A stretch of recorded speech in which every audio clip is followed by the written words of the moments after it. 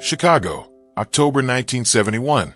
The International Amphitheater smelled of old leather, the sweat of 3 generations, and the cheap oil from sodium lights hanging from the ceiling like lanterns on a ship about to sink.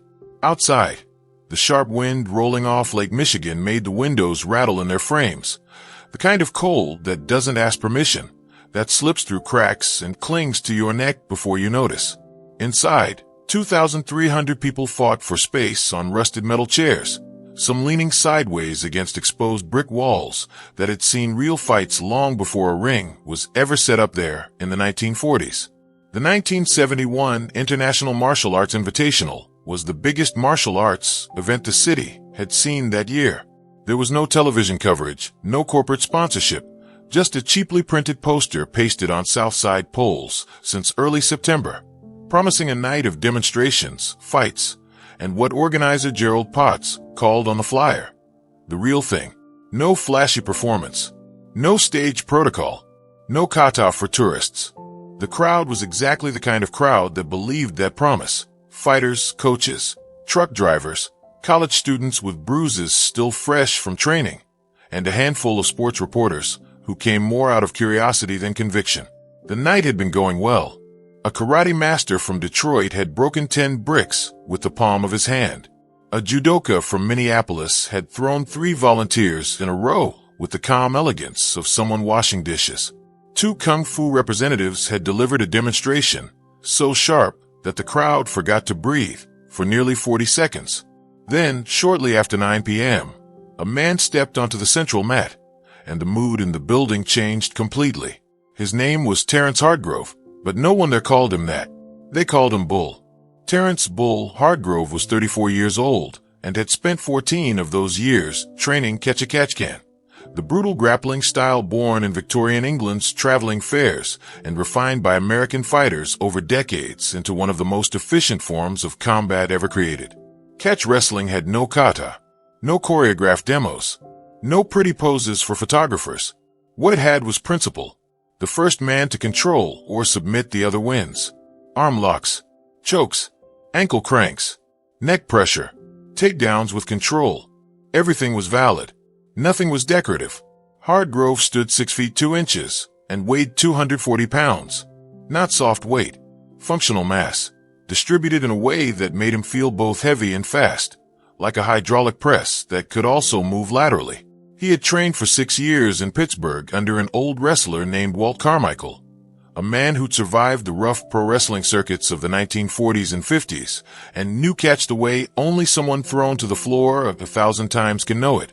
After Carmichael, Hardgrove spent 2 years in Louisville and 4 more traveling between gyms in Tulsa, Kansas City, and Cincinnati, collecting the kind of knowledge that never makes it into books because no one lives long enough to write it down. His record was 47 wins, 0 losses, 43 by submission. The other 4 ended because his opponents could no longer continue. There were no draws, because Hardgrove left no room for draws. To him, fighting was simple. You submit the other man, or he submits you. Everything in between is just a road there. When he stepped onto the mat that night, the crowd fell into a silence different from respect. It was the silence of people quietly calculating where the exits were. Hardgrove didn't bow. He didn't give a speech. He stood at the center of the mat for 3 seconds, scanning the crowd like a man taking inventory of a room. Then he called up 2 training partners and began a live 20-minute demonstration. What he showed was a lesson in why catch wrestling had survived everything. He demonstrated the double wrist lock, trapping the wrist and elbow at once to create shoulder leverage strong enough to dislocate a joint in under 2 seconds. He showed the guillotine choke, catching the neck during forward pressure and closing with crushing forearm force before the opponent even understood what had happened. Then came the heel hook, the most feared move in catch wrestling, twisting the ankle, knee, and hip at once, capable of ending a man's ability to walk with one perfectly timed turn. Every demonstration was done at full speed. His assistants slapped the mat to beg for release. Hardgrove always stopped in time, but only by millimeters. The crowd noticed that. At the end of 20 minutes, he dismissed the assistants with a short nod and stood alone again in the center of the mat. He was breathing normally, as if he had just finished a cup of coffee. Then he did something no one expected. He looked out into the crowd, slowly scanning row by row, with the expression of a man searching for something specific. Then he stopped. He raised his chin toward a spot in the third row to the left of the mat, and said loudly enough for even the back rows to hear, "You, the Chinese guy everyone keeps talking about. Get up here." The silence that followed lasted maybe 2 seconds. Then came the murmur. That strange sound a crowd makes when it doesn't yet know what it feels. Surprise, anticipation, discomfort. In the third row to the left, a 140-pound man in a white long-sleeved shirt and black pants folded the evening program in his hands, placed it on the chair beside him, and stood up slowly. Bruce Lee was 31 years old. He weighed 140 pounds. He wore white sneakers, already worn slightly on the outer edges, the wear pattern of someone who pivoted often, someone who changed direction constantly. He was there that night not as a competitor, not as an honored guest, just as a spectator, like any of the other 2,300 people who had bought a ticket. When he stood up, some people laughed. Not loud laughter, nervous laughter, the kind people use when they think they're about to see something they shouldn't. To any untrained eye, the contrast was absurd. Hardgrove had 100 pounds on him, nearly 8 inches in height, and looked like a man built for a single purpose. Bruce looked like the kind of man you'd meet in a bookstore, not on a mat. Someone in the crowd shouted that it wouldn't be fair. Bruce said nothing. He walked toward the mat. Bruce Lee had developed an entire philosophy around distance. He called it the theory of range, the idea that every martial art has a distance where it works best, and the smartest fighter is the one who controls what distance the fight happens at. Boxing works at arm's length. Jiu-jitsu works on the ground. Catch wrestling works in the clinch, chest to chest, body to body. If you let a catch wrestler get to that range, you're playing his game, by his rules, in his zone of strength. What Bruce Lee had developed through years of study and application was the exact opposite, a way of fighting built to never let the opponent's ideal distance happen. Jeet Kune Do, the way of the intercepting fist, was based on one central principle. Don't react. Intercept. The most efficient strike is not the one that lands after your opponent attacks. It's the one that lands while the attack is still being formed, while the weight is still shifting, while balance is still adjusting. That's not theory from a book. That's combat geometry, applied physics on a moving human body. Hardgrove began circling. It was pressure movement, testing, searching for an entry angle, forcing Bruce to turn with him and keep him in view. A classic wrestler's tactic. Create motion, create tension, force a reaction, then attack the reaction. Bruce moved with him calmly. No panic, no retreat. Hardgrove made his first advance, not full speed, but real enough to test the response. He lunged forward, arms open to capture. The kind of movement a catch wrestler trains for years to turn into a clinch in less than half a second. Bruce didn't step back. He shifted sideways, one small 45-degree step, slipping out of the line of force while maintaining distance. The move was tiny, almost invisible, but enough for Hardgrove's first entry to grab nothing but air. Hardgrove adjusted instantly.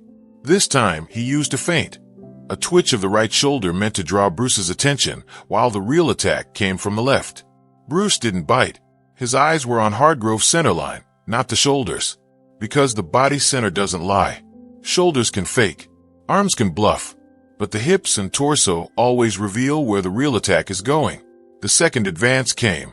This time, Hardgrove made contact. His right hand clamped onto Bruce's left wrist with the force of a vice, 240 pounds applying pressure against a 140-pound frame. It was the beginning of the double wrist lock. If completed, Bruce would be on his knees with his shoulder in real danger. The crowd saw it. The murmur rose. And for a moment it was real. Bruce Lee was in trouble. The wrist was trapped. Hardgrove's weight was already shifting forward to finish the lock. The position was turning in his favor. Anyone in the audience who understood wrestling knew what they were seeing. The beginning of the end for the smaller man. Then, in the next 9 seconds, everything changed. Bruce did something that goes against the natural instinct of anyone without training. He didn't pull back. Pulling away when someone stronger grabs your wrist is exactly what a catch wrestler wants. Resistance creates leverage. Bruce didn't resist. He collapsed the angle. Instead of pulling away, he bent his elbow inward, toward Hargrove's body, neutralizing the pressure line on his shoulder. In simple terms, he used Hargrove's pull against Hargrove's own lock. The trap closed on empty space. It took 0.3 of a second. At the same moment, Bruce stepped in, not backward, forward, half a step, into Hargrove's space. That's what stunned everyone watching. When someone bigger grabs you, instinct says retreat. Bruce advanced. That step brought both men onto the same vertical line. And on that line, Hargrove's greatest strength, his forward driving mass, became a balance problem. Momentum needs a base. Hargrove's base was committed forward for the clinch. Bruce had stepped into the space Hargrove had already given up. And now Bruce had something priceless. A free hand. In Jeet Kune Do, a free hand in the right position is not just an opportunity. It's the conclusion of everything that came before. Bruce didn't throw a punch. He didn't elbow. He used 2 fingers. His right hand shot to the inside of Hargrove's elbow, the soft point near the radial nerve, delivering a sharp, precise burst of pressure. A clear neuromuscular message. Let go. Hargrove's forearm released. Instantly, in the same breath, Bruce redirected Hargrove's remaining forward momentum with a subtle hip turn. Simple physics. If a big man is already falling forward and you redirect him sideways, he doesn't fall with your force. He falls with his own. Hargrove hit the mat. Not with spectacle. Not with a dramatic throw. He fell because his own momentum reached the ground before his balance could recover. The sound of his body hitting the mat echoed through the arena. All 2,300 people heard it. Bruce stayed standing, relaxed, hands at his sides. Hargrove was on the floor. 9 seconds. The silence inside the International Amphitheater wasn't empty. It was full. Full of 2,300 people trying to understand what they had just seen. Some called it kung fu. Some called it speed. Some called it a trick. But none of those explanations reached the center of what happened. What happened was simpler. 2 men stepped onto a mat. One believed he already knew what would happen. The other had trained his whole life not to believe in anything until he saw it clearly. That was the difference. Not strength. Not size. Attention. And in 9 seconds, attention was enough.